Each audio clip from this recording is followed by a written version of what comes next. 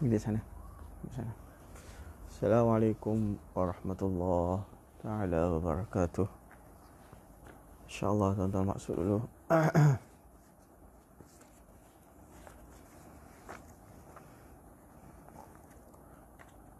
InsyaAllah tuan-tuan, seperti mana kita janjikan untuk qadha pada hari ini. Di sana. Seperti mana kita janjikan untuk qadha, alhamdulillah saya gagahkan diri untuk bersama tuan-tuan malam ini. Jadi tuan-tuan boleh share dan komen suara tuan-tuan. Tekah kedengaran elok. Tag nama kawan-kawan. Ambilkan link, masukkan dalam grup masing-masing, insya-Allah.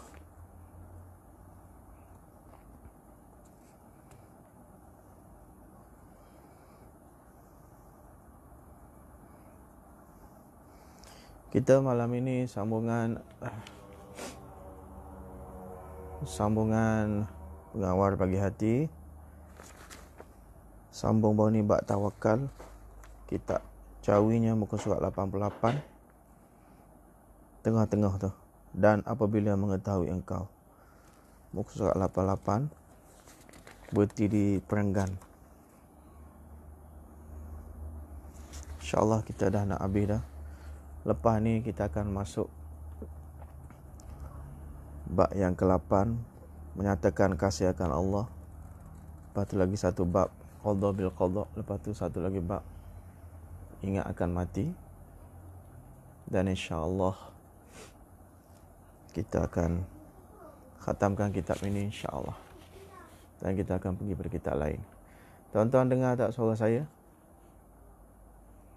Tag nama kawan-kawan. Kita doakan mudah-mudahan kawan-kawan kita yang terlibat dengan banjir, khususnya di Hulu Langat ni, kawan-kawan kita di Kelang, Shah Alam, Bentong, Karak, Kedah dan sebagainya, mudah-mudahan Allah Ta'ala bagi sabran jamil. Allah bagi gantikan yang lebih terbaik, lebih baik daripada sebelum itu, insya-Allah.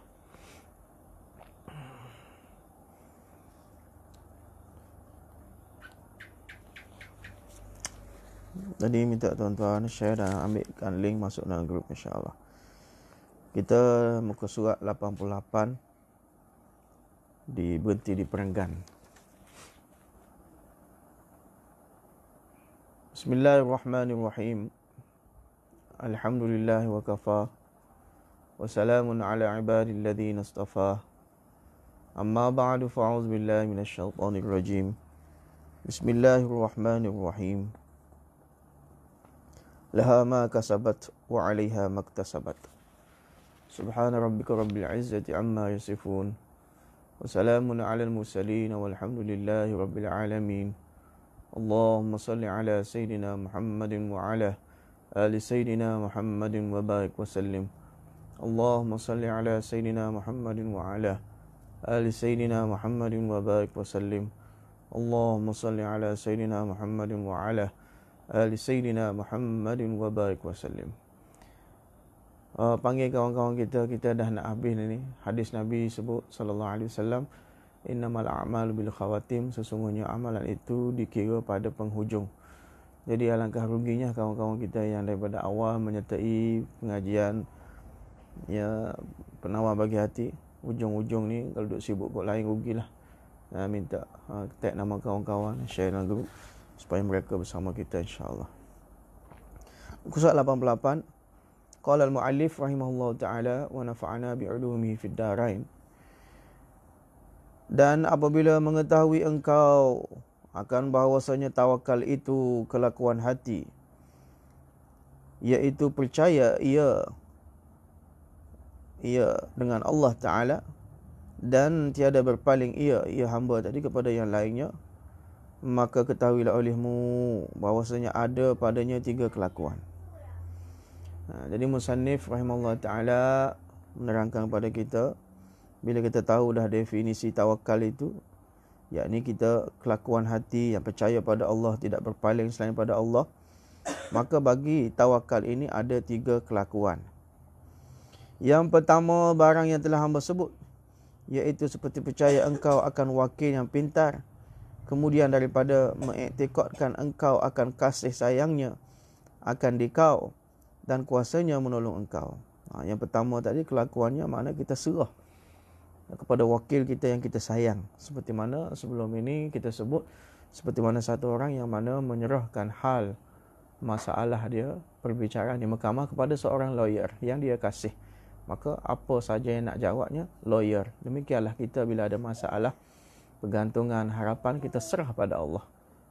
Allah Ta'ala yang akan selesai masalah kita. Yang kedua lebih kuat daripada yang pertama, iaitu menyerupai akan kelakuan budak. Kelakuan yang kedua bagi tawakal ini adalah seperti mana menyerupai akan kelakuan budak pada percayanya dengan ibunya. Seperti mana budak tadi, dia percaya pada ibu dia.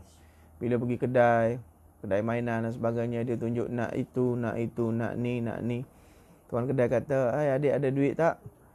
Dia kata, belakang ada mak ada, ibu ada, ayah ada, papa ada, mama ada. Jadi bergantungan harap budak kecil tadi kepada ibunya, itu dah kelakuan tawakal yang kedua. Dan meminta tolong ia akan dia, meminta tolong budak tadi akan ibu bapaknya pada segala yang mengenai akan dia, seperti lapar dan dahaga. Lapar pun panggil ibu, panggil mak. Dahaga pun panggil mak, sakit pun panggil mak, suka semua panggil mak. Kerana percaya ia budak tadi akan kasih sayang ibunya akan dia, akan budak tadi. Dan kelakuan yang kedua ini tiada dapat ia dengan usaha dan dengan berfikir. Yang kedua ni kena kasap, kena usaha dan kena fikirlah. Bersalahan kelakuan yang pertama. Yang pertama tadi tak perlu fikir apa dah. Yang ketiga, lebih tinggi daripada yang kedua.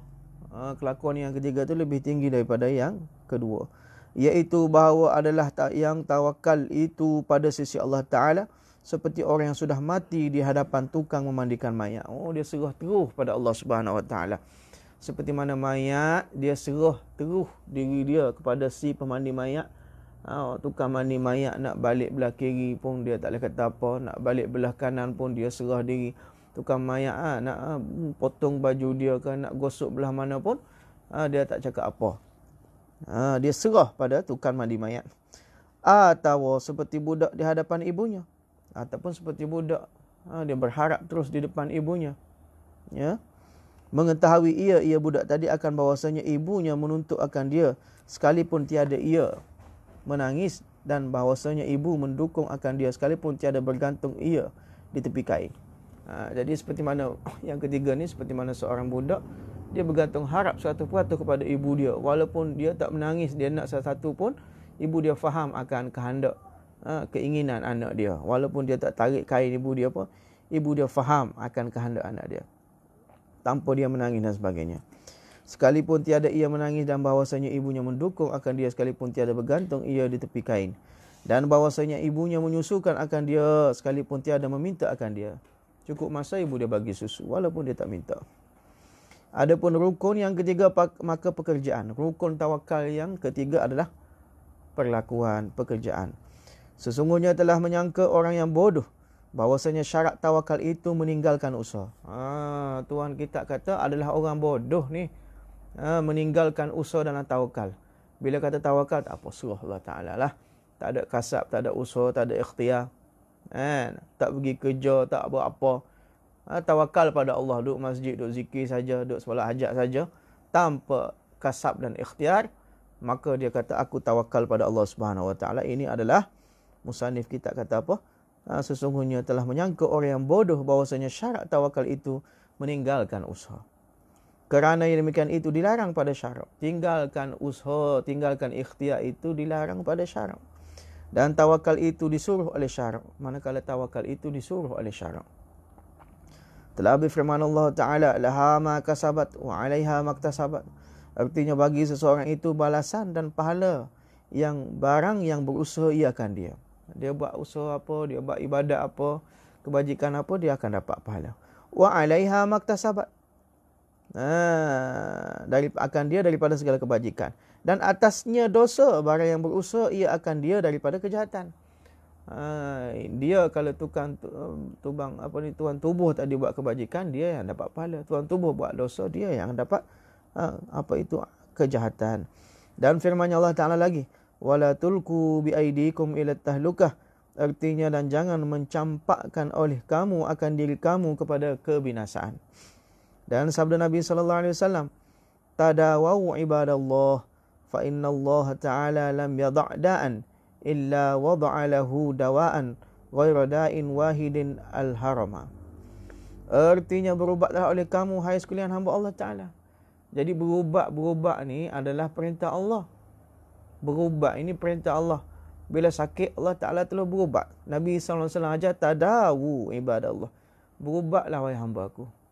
Dalam hadis Nabi lain, Nabi kata tadawu bisyifa'ain. Hendaklah kamu berubat dengan dua penyembuh. Apa yang dimaksud dua penyembuh? Satu madu, yang kedua adalah Al-Quran. Dalam Quran kata, Al-Quran wa nunazzilu minal Qur'ani ma huwa syifaa'un wa rahmatun lil mu'minin. Kami menurunkan Al-Quran itu sebagai apa? Rahmah dan syifa', penyembuh kepada orang mukmin. Jadi perintah Allah suruh berubat. Yang terbaiknya berubat dengan sunnah Nabi sallallahu alaihi wasallam. Dan juga tak salah harus berubat dengan Panadol, berubat dengan ubat-ubat dengan doktor yang lain juga, itu termasuk benda yang harus. Dan berubat itu adalah perintah Allah, sunnah Nabi sallallahu alaihi wasallam. Kenapa? Berubatlah hamba aku, hai sekalian hamba Allah Ta'ala. Fa inna Allah Ta'ala lam yada' da'an. Ini kerana bahawasanya Allah Ta'ala tiada menghantarkan ia Allah akan penyakit, melainkan menghantarkan ia Allah baginya akan ubat. Allah Ta'ala tak atas penyakit, melainkan Allah Ta'ala atas ubat dulu. Jadi tidak ada dalam istilah Islam ni, tidak ada penyakit yang tiada ubat. Ingat atas dunia ni tidak ada istilah penyakit yang tiada ubat. Yang adanya penyakit yang masih dijumpai, masih tidak dijumpai ubat dia. Itu masalah kamu lah, kamu tak jumpa. Itu masalah kamu. Masalah kita, Nabi dah bagi tahu awal dah. Madu itu syifa, habatus sauda itu syifa. Cumanya ada setengah-setengah penyakit dia tak kena dengan madu. Penyakit yang bangsa panas dia tak boleh berubat dengan madu. Demikian juga habatus sauda, dia jenis barang yang panas, bangsa panas. Jadi sebab itulah kita nak berubat dengan sunnah pun kena ada pakar dia, tabib dia, doktor dia. Pertamanya kita nak tahu sesuai tak dengan setengah penyakit. Yang kedua, kita nak tahu bagaimana kaifiat pengambilan dia. Nak ambil macam mana, sukatan macam mana, madu nak telan macam mana. Kalau kena penyakit ni bagaimana nak makan, itu kena rujuk pada yang pakar. Fas'alu ahla zikr in kuntum la ta'lamun. Kalau kita main tibai sendiri, satu botol sehari madu tu, panaslah. Itu dia. Jadi berubatlah, kerana Allah Ta'ala tidak menurunkan Allah Ta'ala akan penyakit, melainkan menghantar Allah Ta'ala baginya akan ubat. Ada satu je tak ada ubat, apa? Ghayra da'in wahidin. Melainkan satu penyakit saja. Al-harama, iaitu tua. Penyakit tua tak ada ubat dah. Bila uban telah tumbuh putih, bubuh dal setara mana pun, hitam pun, kedut di muka tak boleh nak adjust. Bubuh kolagen 2 kilo ke, tukar darah baru ke, tua tetap tua. Jadi tua ni tak ada ubat. Ada pun penyakit lain, kata Nabi sallallahu alaihi wasallam, ada ubatnya. Adapun kita nak yakin pada siapa? Nak yakin pada ahli sains ke? Nak yakin pada ahli doktor ke? Nak yakin kepada wahyu Nabi sallallahu alaihi wasallam? Cuba tuan-tuan jawab. Nak yakin pada siapa? Cumanya tuan-tuan kena ingat, madu contohnya dalam Al-Quran, Mufti Syafi'i Asmani kata, dalam ayat madu Allah Ta'ala kata syifa'un linnas. Fihi syifa'un linnas. Padanya, yakni pada madu ada syifa', penyembuh bagi sekalian manusia. Dalam ayat ini, kalau ngikut kaedah bahasa Arab, dia tidak datang nakrah tahtan nafi. Syifa'un itu nakrah, nakirah, ada tanwin, syifa'un. Kaedah bahasa Arab menyebut bila ada nakirah, syifa'un, di bawah nafi. Contoh apa? Wa ma min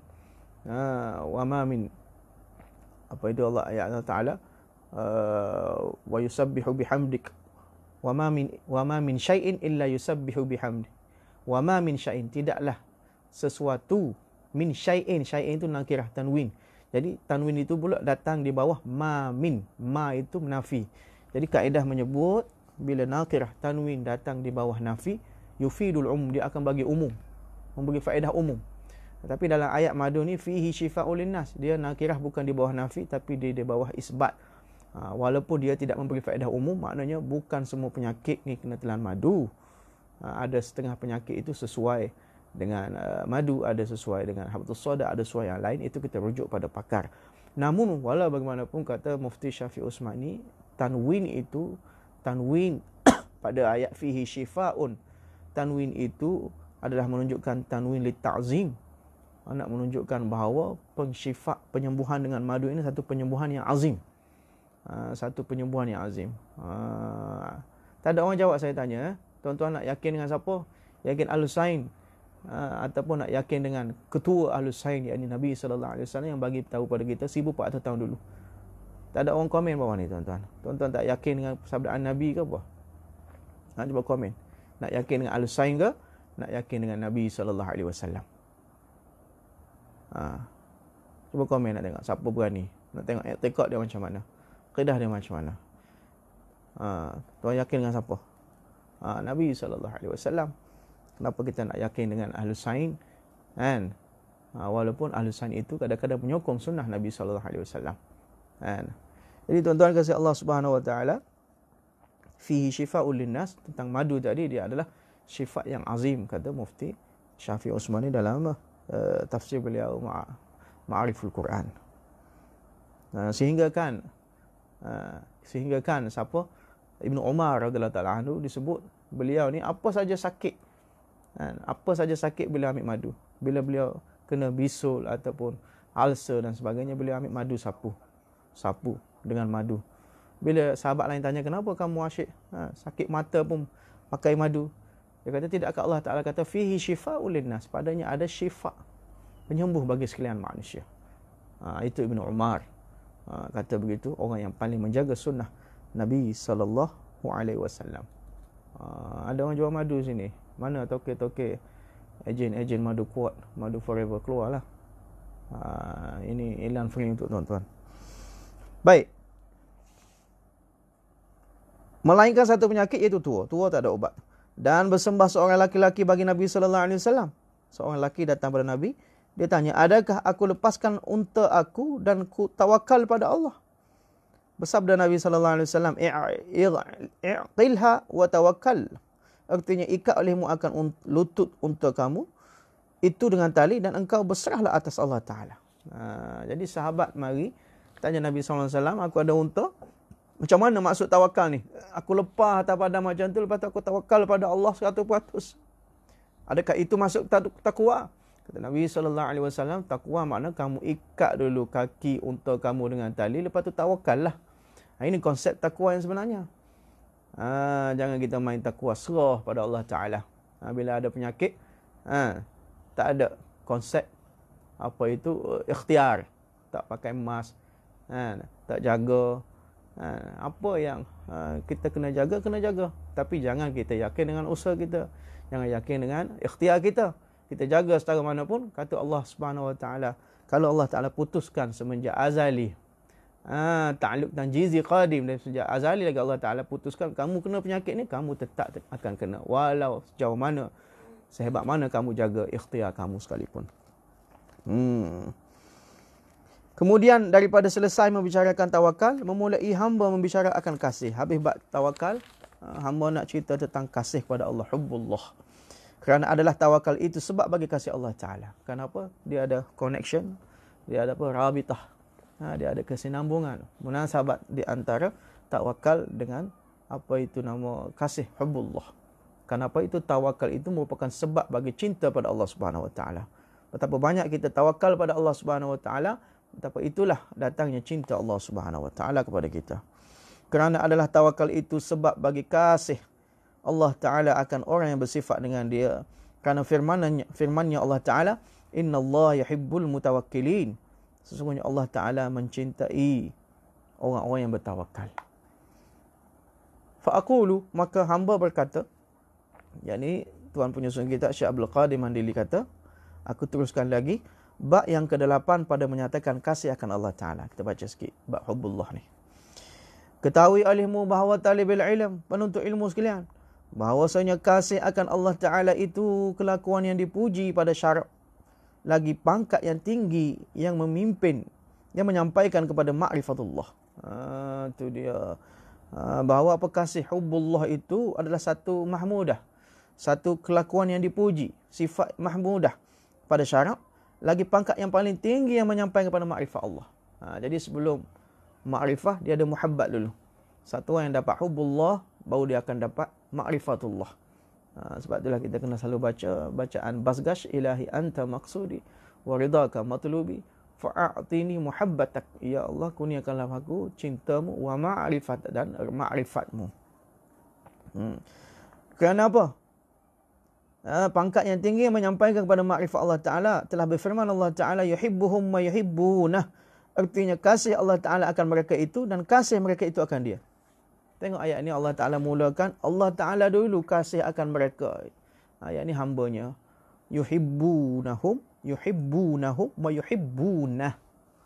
Allah Ta'ala dulu menyintai mereka, kemudian mereka menyintai Allah. Makna kasih seorang hamba kepada Allah Ta'ala itu bukan kasih bertepuk sebelah tangan.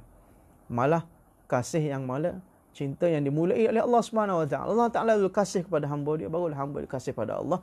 Menurut ayat ini, yuhibbunahum wa yuhibbuna, artinya kasih Allah Taala akan mereka itu dan kasih mereka itu akan dia.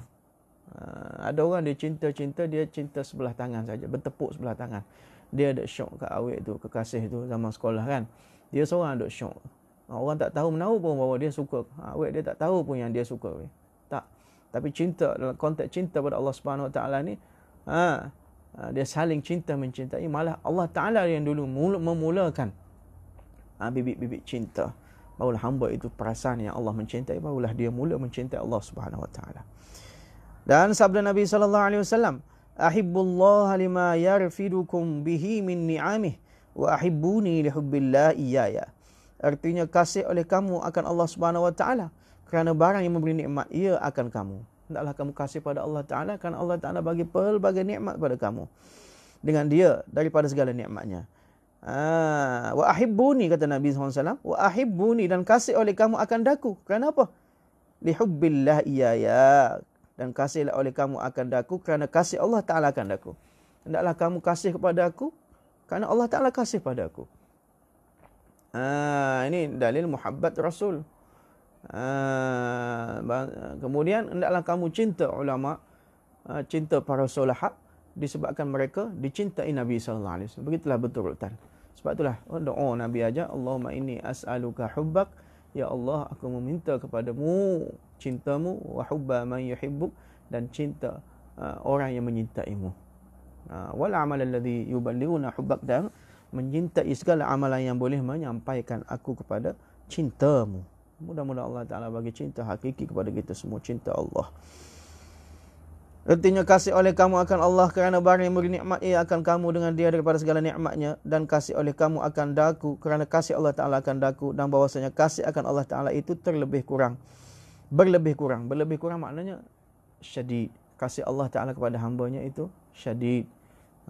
Kerana firman Allah Ta'ala, walladzina amanu ashaddu hubban lillah, artinya dan bermula mereka yang beriman, mereka itu lebih bersangatan kasih akan Allah Ta'ala. Walladzina amanu, kalau sebut nama orang beriman, mereka itu bukan sekadar cinta kepada Allah, malah ashaddu hubban lillah, mereka bersangatan cinta kepada Allah. Dalilnya ayat ini. Dan bahwasanya telah ijma' atas bahwasanya kasih akan Allah Ta'ala dan Rasulnya fardu. Ijma' ulama kata kasih pada Allah dan Rasul ini fardu ain. Fardu di atas setiap kita, kena kasih pada Allah dan Rasulnya. Dan telah menjadikan oleh Rasulullah SAW akan kasih akan Allah Ta'ala itu daripada syarat iman. Nabi SAW menjadikan hubbullah itu sebagai syarat daripada iman pada beberapa hadis. Kerana bersembah Abu Razin Al-Aqli, hai Rasulullah, apa iman? Abu Razin Al-Aqli ni, dia kata satu kali, wahai Rasulullah, mal iman, apa itu iman? Bersabda Nabi SAW, bersabda ia, yakni Nabi SAW, bahawa adalah Allah Ta'ala dan Rasulnya lebih dikasihi kepada engkau daripada barang yang lain daripada keduanya. An habballah, bahwasanya hubbullah itu, cinta Allah Ta'ala itu mengatasi segala-galanya. Itu adalah iman, bahwasanya Allah Ta'ala dan Rasulnya lebih dikasihi oleh seseorang itu kepada engkau daripada barang yang lain, daripada walidihi wa walidihi wan nasi ajma'in, itu hadis lain. Lebih dia kasihi, dia kasih pada Allah Ta'ala lebih daripada kasihi ibu dia, mak ayah dia, wan nasi ajma'in, isteri dia dan manusia keseluruhannya. Itu adalah iman. Jadi iman ini dalam konteks hadis ini, Nabi SAW bagi alamat iman. Alamat iman adalah hubbullah. Dan telah datang oleh Badui kepada Nabi SAW, maka bersembah ia Badui, hai Rasulullah, bila hari kiamat? Badui mari, dia tanya, wahai Rasulullah, bila ni kiamat nak mari ni? Nampak banjir mari dah, tenggelam, hampir tenggelam dah seluruh Malaysia ni.